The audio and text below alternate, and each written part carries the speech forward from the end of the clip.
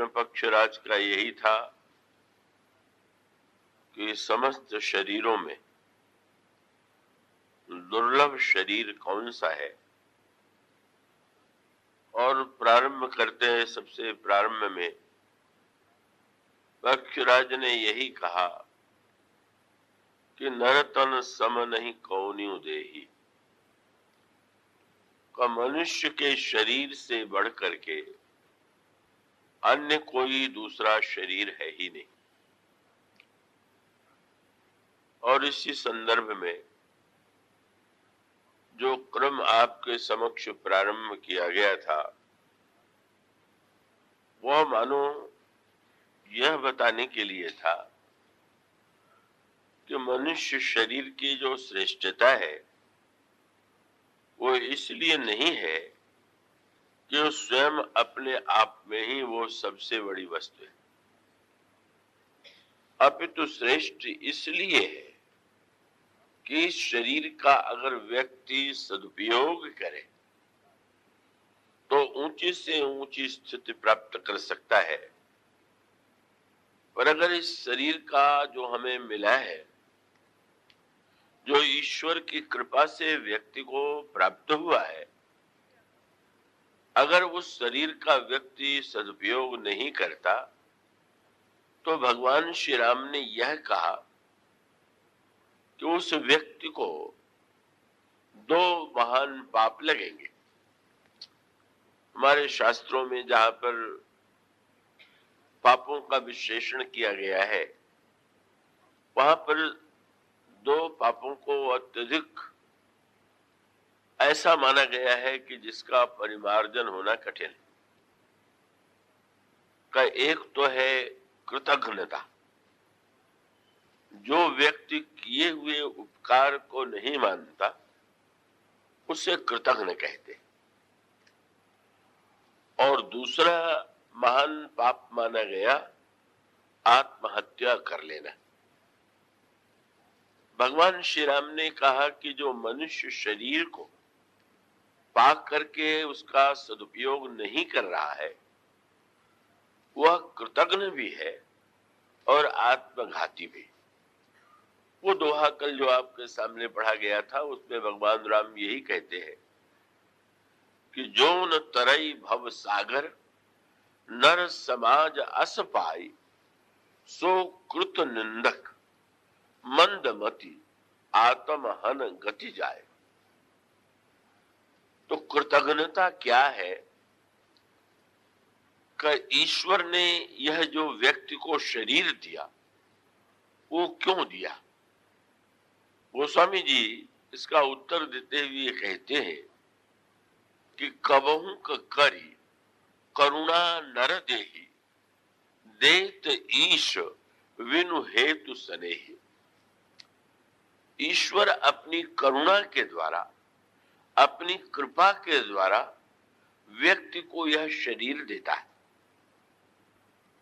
और उस शरीर को पाकर के अगर हम ईश्वर के प्रति कृतज्ञ नहीं है कि प्रभु आपने कितनी कृपा की है कि आपने ये विलक्षण शरीर हमें प्रदान किया है, तो मानो संकेत यह है कि इससे बढ़कर के कृतज्ञता क्या होगी।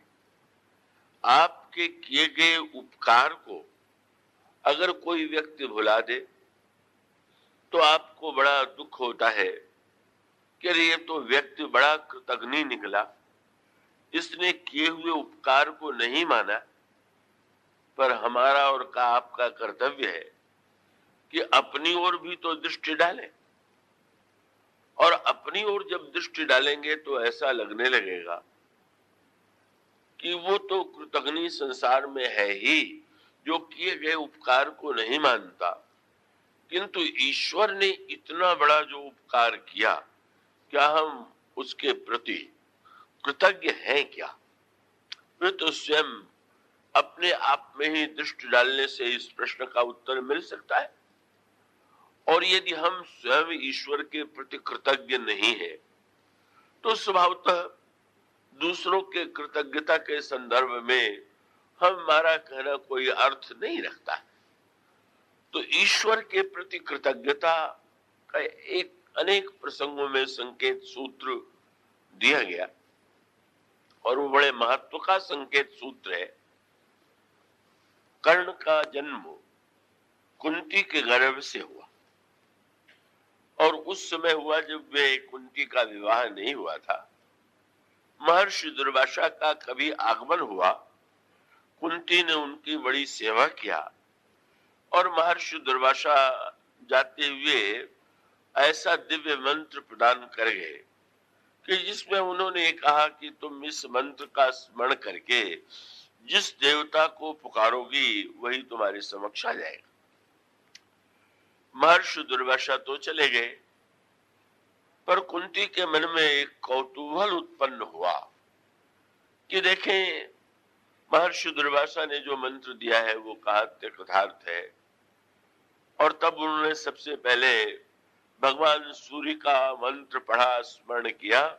भगवान सूर्य प्रकट हो गए सामने, किंतु भगवान सूर्य ने कहा कि मेरा आना तो व्यर्थ हो ही नहीं सकता है, इसलिए मेरे अंश के रूप में तुम्हारे गर्भ में मेरे ही अंश से एक पुत्र का जन्म होगा।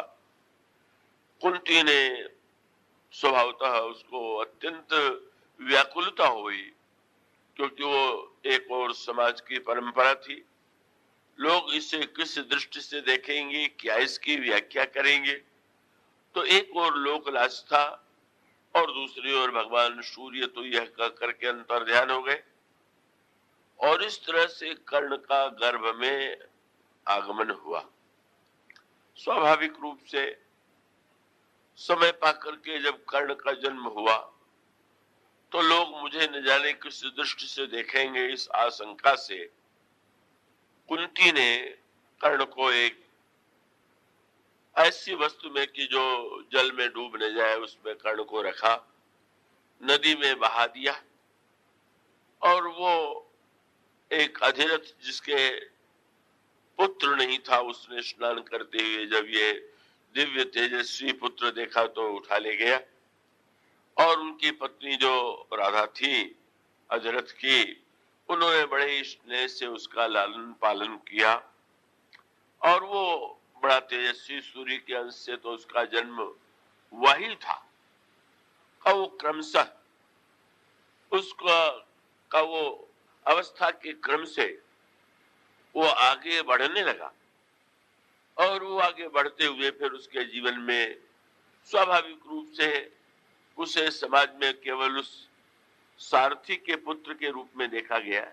समाज ने स्वीकार नहीं किया, का उसे सम्मान नहीं मिला और स्वाभाविक रूप से उसके अंतःकरण में, उसके हृदय में इसको लेकर के एक प्रकार का आक्रोश था, दुख था, पीड़ा थी और वो अपने का योग्यता के कारण क्रमशः इतने अस्त्र शस्त्रों का ज्ञाता हो गया कि जब गुरु द्रोणाचार्य अपने शिष्यों की योग्यता का प्रदर्शन कर रहे थे कि मेरे शिष्य कितने निपुण हैं अस्त्र विद्या में, तो स्वभावतः अर्जुन उसमें सर्वाधिक योग्य थे और अर्जुन के उस अस्त्र प्रदर्शन की कला को देख करके लोग धन्य धन्य कह उठे। वहां कर्ण में विद्यमान था। कर्ण उस स्थिति को नहीं सह पाता है और वो स्वयं यज्ञ मंडप में आकर के चुनौती देता है कि आप लोग जिसके लिए वाह वाह कर रहे हैं वो आपके सामने वो सारा कौशल अभी मैं प्रदर्शित करूंगा। एक अज्ञात व्यक्ति ने जब ऐसा दावा किया तो एक तो हल्का मच गया और उसके बाद जो कर्ण के सामने उसको अनादृत करने के लिए पूछ दिया गया कि तुम किसके पुत्र हो, और जब उसने ये कहा कि मैं तो अधिरथ का पुत्र हूं तो सारे राजकुमार हंस पड़े। एक सारथी का एक सूत पुत्र जो है एक राजकुमार की तुलना कर ये दुष्टता है, तुम किसी योग्य नहीं हो, तुम अगर राजकुमार होते तो तुम्हारी अर्जुन से होड़ हो सकती थी।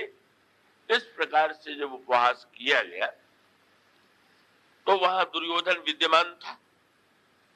दुर्योधन का पांडवों के प्रति और अर्जुन के प्रति विद्वेष तो था ही, और जब उसने कर्ण की योग्यता को देखा तो तत्काल उसने वहीं पर एक सिंहासन मंगाया, कर्ण को उस सिंहासन पर बैठा करके उसको अंग देश का राज्य दे करके ये कहा कि आज से ये भी अंग देश के राजा है और कोई व्यक्ति जो है का इनका अनादर नहीं कर सकता, क्योंकि कोई कहने का अधिकारी नहीं है कि ये राजकुमार नहीं। परिणाम क्या हुआ? अब वहां पर बड़ा सुंदर सूत्र है। कर्ण बड़ा ही उत्कृष्ट चरित्र वाला व्यक्ति था और उसके मन में कृतज्ञता की वृत्ति का उदय हुआ। कृतज्ञता माने किए हुए उपकार को स्वीकार करना। और कर्ण ने यह अनुभव किया कि इतने बड़े समाज में मेरा अनादर हो रहा था और जिसने राज्य देकर के मुझे इतना उच्च पद प्रदान किया, मेरे अपमान को धो दिया, हम उसके लिए अपना जीवन अर्पित करते हैं। और सचमुच कर्ण की अद्भुत युद्ध कला, उसकी योग्यता से दुर्योधन इतना निश्चिंत हो गया कि कर्ण के रहते हुए हम कर्ण पांडवों से कभी परास्त नहीं हो सकते। और उसका परिणाम क्या हुआ? बड़ा एक सांकेतिक सूत्र है। कृतज्ञता तो बहुत बड़ा गुण है। कर्ण की प्रशंसा भी जब लोग करते हैं तो यही कह करके करते हैं कि वो महान कृतज्ञ व्यक्ति था। पर वो एक बड़ा सूक्ष्म संकेत आता है। उस कृतज्ञता का परिणाम जो है एक नए रूप में सामने आया। मैं आशा करता हूं कि इसमें सूक्ष्म संकेत बड़े महत्व का है। क्या? कि हमारा किसी के प्रति कृतज्ञ होना तो कर्तव्य है, किंतु क्या कृतज्ञता का अर्थ यह है कि जिसके प्रति हम कृतज्ञ हैं, अगर वो बुरा कार्य कर रहा है तो उस बुरे कार्य के लिए उसको उत्साह दें? और यदि हम किसी के कृतज्ञता का अर्थ ये मान लें कि इस व्यक्ति ने मेरे साथ उपकार किया है, इसलिए इसके अच्छे और बुरे प्रत्येक कार्य में हम साथी रहेंगे, और वो बुरा से बुरा कार्य करेगा तो भी हम कृतज्ञता के नाते उसका निर्वाह करेंगे, तो क्या ये धर्म की दृष्टि से उचित है क्या? और इसका अर्थ यह है कि बहिरंग दृष्टि से देखें तो लगता है कि ये उचित है, पर अगर अंतरंग दृष्टि से विचार करके देखें तो जब आप किसी को बुरे कार्य के लिए प्रोत्साहित करेंगे और बुरे कार्य में आप साथ देंगे तो आप तत्काल बड़े ही कृतज्ञता का निर्वाह कर रहे हो, पर इसका परिणाम तो यही होगा कि उसको बुरा कार्य करने के लिए और उत्साह मिलेगा। और तब यदि वह बुरा कार्य करे तो उसका अंतिम परिणाम तो आपसे भी अधिक उस व्यक्ति को भोगना पड़ेगा जो बुरा कार्य कर रहा है। तो एक बड़े कभी कभी इसीलिए गीता में लिखा हुआ है कि किम कर्मेति कवयो व्यत्र मोहिता, क्या धर्म है क्या अधर्म है, इसको लेकर के कभी कभी बड़े बड़े विद्वान भी जो हैं वो भ्रम में पड़ जाते हैं। और यही भ्रम कर्ण के जीवन में समाया हुआ और उसका दुष्परिणाम अब दुर्योधन की जो हिंसक वृत्ति है, बदला लेने की वृत्ति जो है, उसको उससे प्रेरणा मिली। और इसका अर्थ ये हुआ कि अंततो गत्वा दुर्योधन की जो पराजय हुई, दुर्योधन का जो विनाश हुआ, दुर्योधन के सारे परिवार और सारे भाइयों का एक व्यक्ति भी नहीं बचा। इसके मूल में अगर कोई एक व्यक्ति है तो कर्ण है, क्योंकि कर्ण को छोड़ करके दुर्योधन ये नहीं मानता था कि अर्जुन के बराबर योद्धा कोई व्यक्ति हमारे पास है। और इसीलिए बड़ा सूक्ष्म संकेत आता है कि महाभारत के प्रारंभ में जब दुर्योधन ने पितामह भीष्म को सेनापति बनाया तो उनसे पूछ दिया कि दोनों सेनाओं में सबसे बड़े महारथी कौन है। उस समय जो सबसे बड़ा योग्य योद्धा होता था उसे महारथी कहते थे। तो गिनाने लगे कि पांडवों के पक्ष में ये महारथी। और फिर दुर्योधन के पक्ष में उन्होंने गिनाया कि तुम्हारे पक्ष में ये महारथी है। पर दुर्योधन को ये देख करके सुन करके बड़ा आश्चर्य हुआ कि पितामह भीष्म ने सबका नाम लिया पर कर्ण का नाम नहीं लिया। उसे लगा कि पितामह बुढ़ाई के कारण क्या स्मृति का कोई रोग हो गया है क्या? अन्यों का नाम इन्होंने ले लिया और महारथी कर्ण जैसे व्यक्ति को एक का नाम ही नहीं लिया तो नहीं रहा गया। और उसने कहा कि पितामह आपने कर्ण के विषय में कुछ नहीं कहा। और तब भीष्म ने कह दिया, अरे कर्ण तो अधिरथी है, ये महारथी थोड़ी। अब कर्ण तो बड़ा ही तेजस्वी स्वभाव का था। उसको अत्यंत क्रोध आया और क्रोध में आकर के ये कहा कि वृद्ध, तुम मेरा बार बार अपमान करते हो और आज तुमने मुझे अधिरथी कह करके, मैं महारथी हूं, तुमने अधिरथी कहा कि इसलिए जब तक तुम जीवित रहोगे मैं युद्ध नहीं करूंगा, जब तुम्हारी मृत्यु हो जाएगी तब मैं युद्ध करूंगा। अब अंतर कहाँ है? क्या भीष्म पितामह यह नहीं जानते हैं कि कर्ण महारथी है? वो जानते हैं, पर उन्होंने अधिरथी क्यों कह दिया उसके पीछे का संकेत बड़े महत्व का।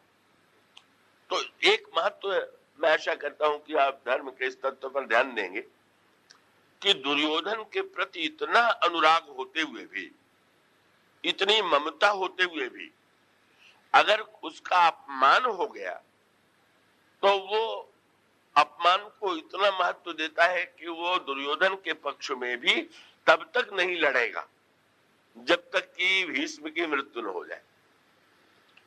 और इसका अर्थ क्या हुआ कि उसका अपना अहंकार जो है मित्रता के धर्म की अपेक्षा भी कहीं ऊंचा है।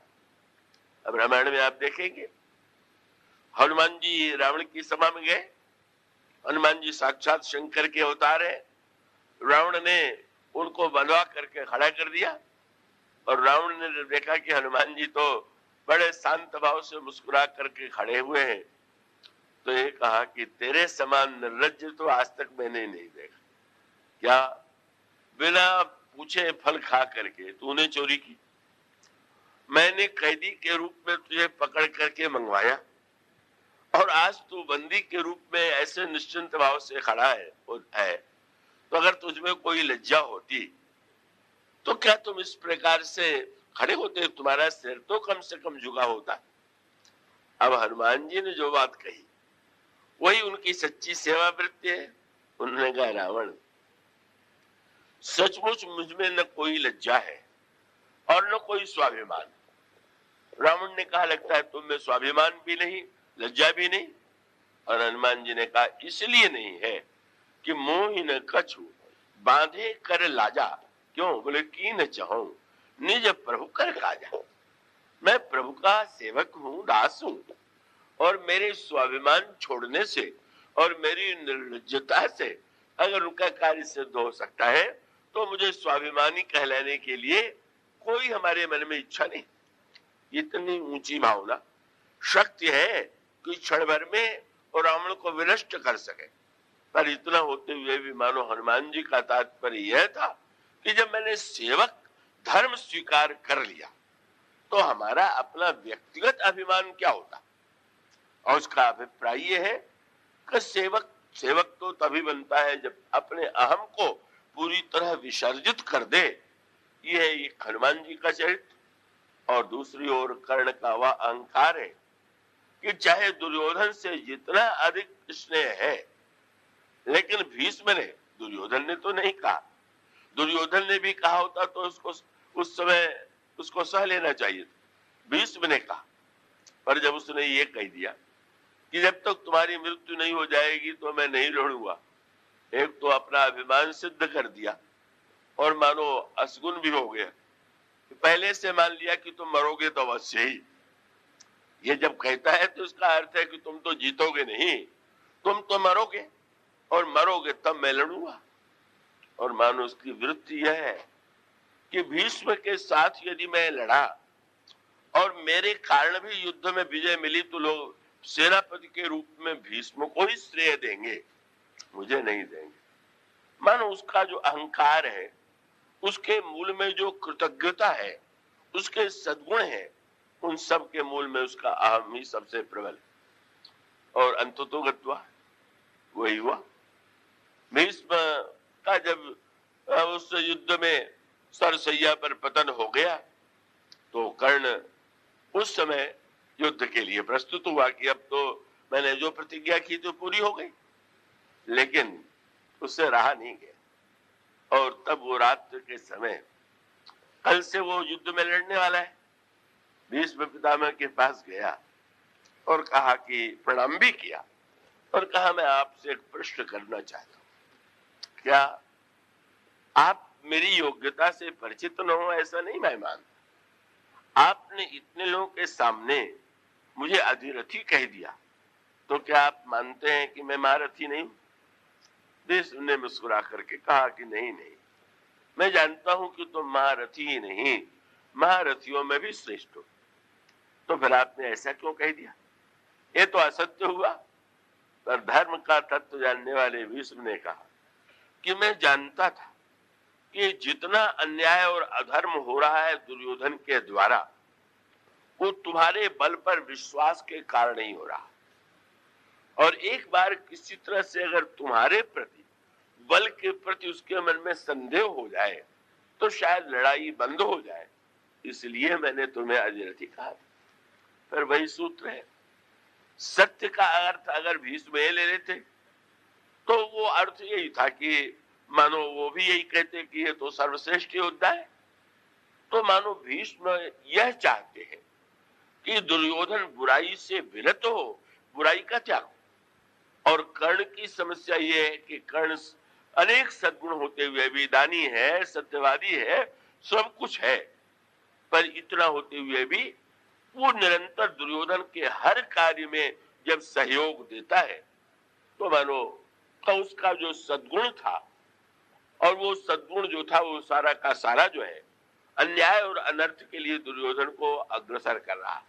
और दूसरी ओर वह ये मान करके अपने हृदय में गर्व कर रहा कि मैं तो कृतज्ञ हूं, कृतज्ञ होने के नाते मैं जो कुछ कर रहा हूं वो तो धर्म के अनुकूल है। शास्त्र कहते हैं कृतज्ञता सबसे बड़ा धर्म है।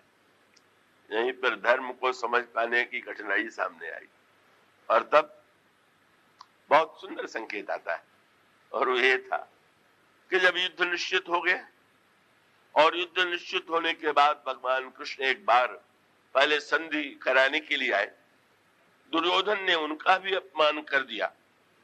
और उसके बाद भगवान जब लौटने लगे तो लौटते हुए भगवान ने कर्ण से ये कहा कि मैं चाहता हूं कि तुम थोड़े देर के लिए कुछ दूर तक मेरे रथ पर बैठ जाओ, मैं तुमसे बात करना चाहता हूं। अब साधारण व्यक्ति तो ये मान लेता है कि भगवान कृष्ण जो थे बड़े कूटनीतिज्ञ थे, उन्होंने फोड़ने की चेष्टा किया। पर अगर आप कृष्ण को एक राजनीतिज्ञ और कूटनीतिज्ञ मानते हो तो मुझे कुछ नहीं कहना, पर अगर वो साक्षात भगवान है तो भगवान का जो कार्य है उसको भगवान की दृष्टि से देखिए, मानवीय दृष्टि से न देखिए।